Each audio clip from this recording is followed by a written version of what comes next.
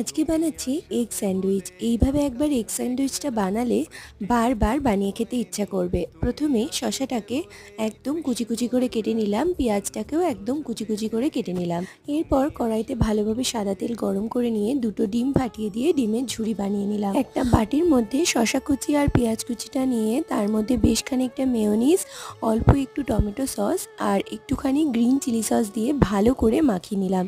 এবার একটা পাউরুটির ওপরে শসা কুচি, পেঁয়াজ কুচি আর ওই সসের মিশ্রণটা রেখে তার উপরে বেশ খানিকটা ডিমের ঝুড়ি ভাজা দিয়ে তার উপরে দিয়ে দিলাম একটুখানি চিজ। এর উপর থেকে প্রয়োজন অনুযায়ী অল্প একটু কাঁচা লঙ্কা কুচি দিয়ে আর একটা পাউরুটি দিয়ে চাপা দিয়ে দিলাম। এবার একটা তাওয়া গরম করে তাতে কিছুটা বাটার মেল্ট করে নিয়ে তার উপরে স্যান্ডউইচগুলোকে দিয়ে ওপর পিঠে আরও একটু বাটার মাখিয়ে নিয়ে উল্টে পাল্টে ভালোভাবে ক্রিস্পি করে সেঁকে নিতে হবে। ব্যাস, তাহলে খুব সহজেই রেডি হয়ে গেল দারুণ টেস্টি এই এগ স্যান্ডউইচ।